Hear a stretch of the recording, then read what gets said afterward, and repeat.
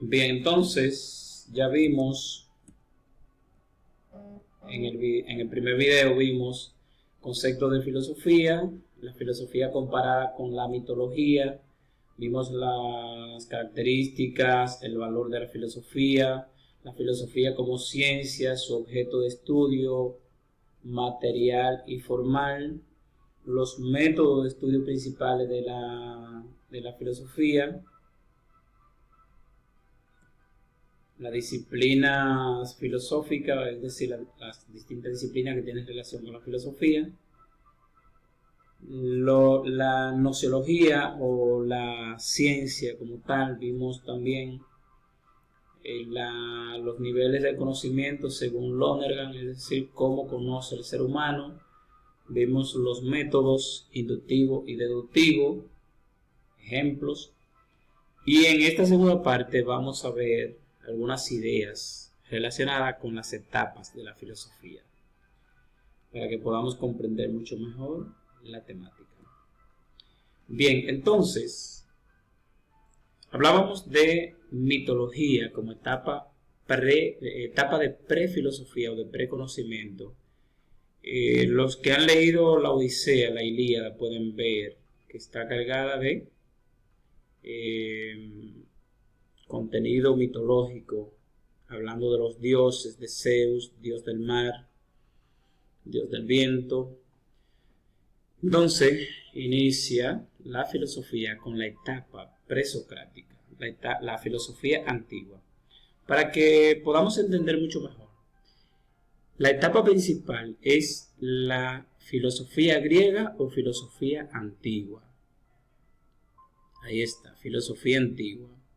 La filosofía antigua se subdivide en etapa presocrática y los sofistas.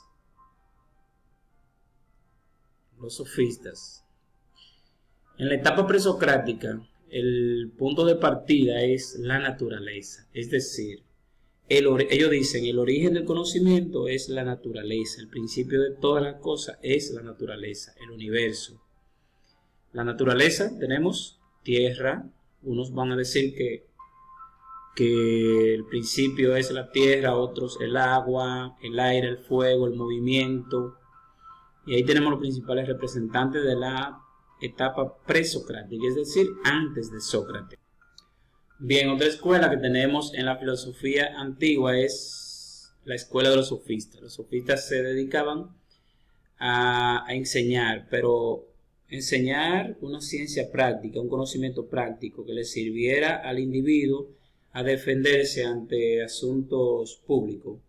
Ellos enseñaban básicamente política, derecho, retórica. Retórica, la ciencia, o más bien el arte de persuadir, convencer. De hecho, se cuenta con relación a Protágoras, el principal representante. Se dice que él tenía un alumno que no podía pagar los estudios. Y él le dijo, bueno, yo te voy a enseñar.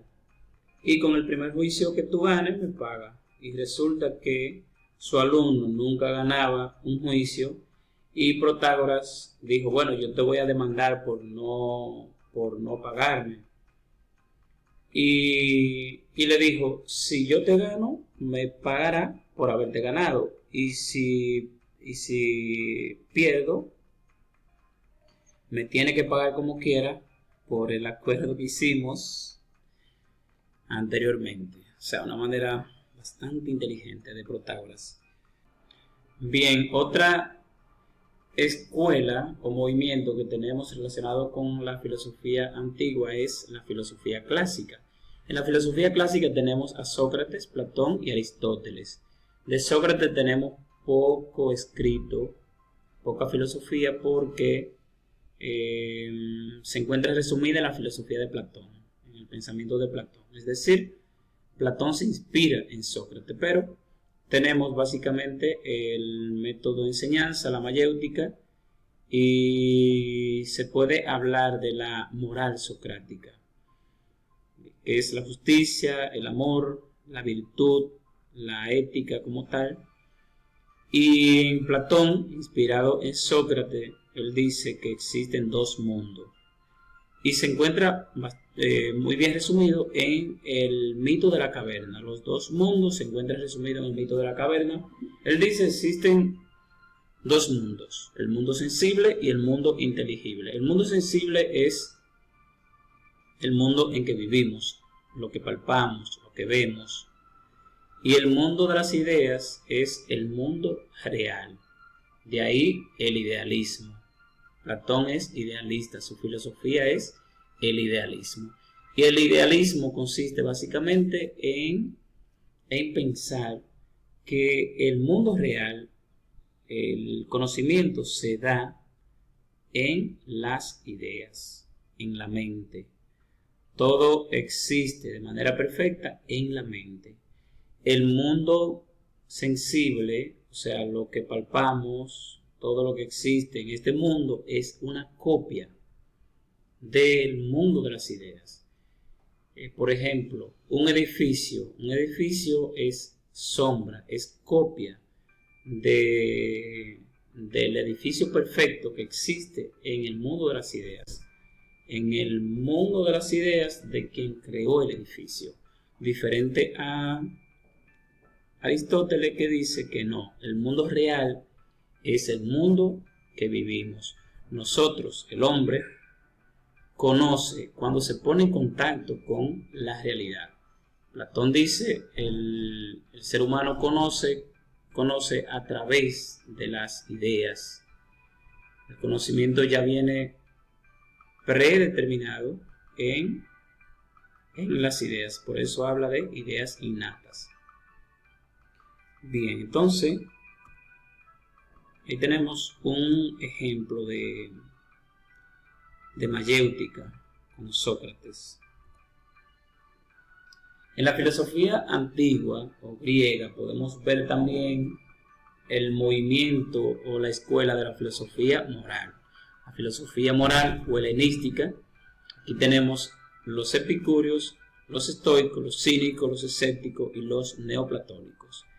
Básicamente podemos observar en el pensamiento de la filosofía moral que busca explicar cómo podemos vivir mejor. Es decir, cómo podemos buscar la felicidad, de qué manera podemos llegar a la felicidad, cuál es el mejor modo de vivir. Y aquí podemos ver diferentes pensadores como Epicuro diciendo que el mejor modo de vivir, la manera de buscar la felicidad es hacer aquello que nos produzca placer. Pero no se trata de cualquier placer, no se trata de placeres carnales, no se trata de placeres del cuerpo, sino placeres del espíritu, lo que hace bien al alma, podríamos decir. Y bueno, los estoicos relacionados con la conciencia, la razón. Y ya hablábamos de la frase, ¿quién dice yo cuando yo digo yo? O sea, esa voz de la conciencia que siempre me está hablando cuando voy a actuar. Eso es precisamente pensar en actuar de acuerdo a lo que me dice la razón.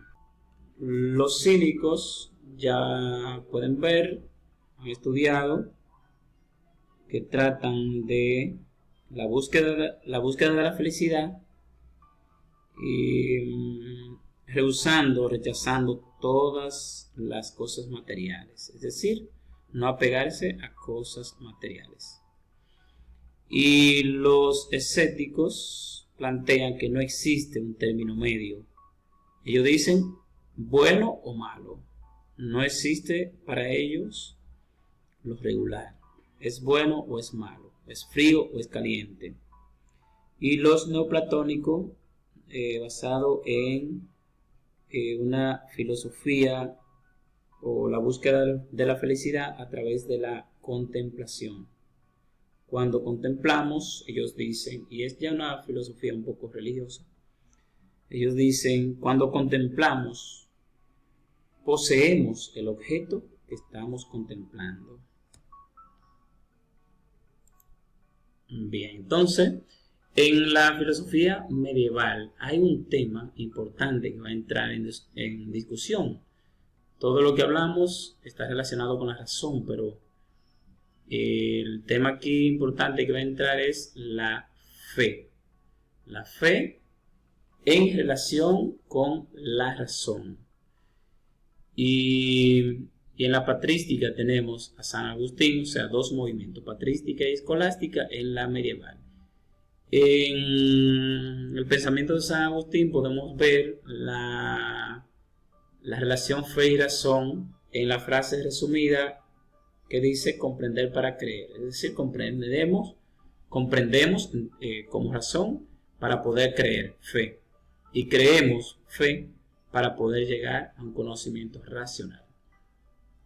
Algo interesante aquí es su planteamiento de que la verdad se encuentra en el interior del ser humano y hay alguien, y de ese modo demuestra la existencia de Dios diciendo que la verdad está en nuestro interior y hay alguien que ilumina el conocimiento, que ilumina esa verdad para poder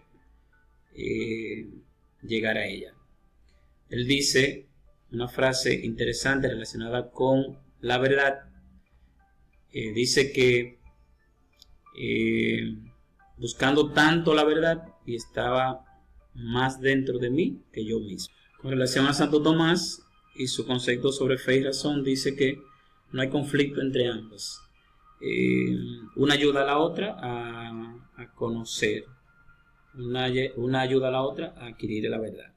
Respecto a la demostración de la existencia de Dios, a través de las 5 vías, el movimiento, causa-efecto, la contingencia de los seres, los grados de perfección y el orden del universo. Si tomamos una cualquiera, por ejemplo el orden del universo, podríamos decir, a partir de su demostración, de su explicación, dice que el universo, la naturaleza está tan perfectamente organizada.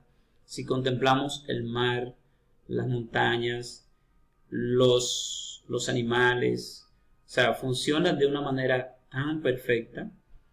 Y dice que obviamente esa perfección, ese orden en la naturaleza, en el universo, tiene que ser inspiración por alguien. Es decir, a alguien inteligente se le tuvo que ocurrir la existencia de esta perfección de la naturaleza. Entonces concluye diciendo que es a quien todos llamamos Dios. Bueno, es una explicación filosófica, no religiosa. Continuando con la filosofía moderna y contemporánea, vamos a explicarlo con este cuadro, con este mapa mental. Tenemos a Descartes, a John Locke y Immanuel Kant. Descartes con el racionalismo, diciendo que la única fuente de conocimiento, la única fuente confiable es la razón. Él dice, a diferencia de John Locke, con el empirismo, John Locke plantea que la experiencia es la fuente principal, la fuente confiable para conocer. Y Descartes plantea lo contrario. Él dice que no podemos recurrir a la experiencia para conocer, sino a la razón. Algo interesante aquí es su método de conocimiento, la duda. Él dice, voy a dudar de todo estratégicamente, o sea, es una duda metódica.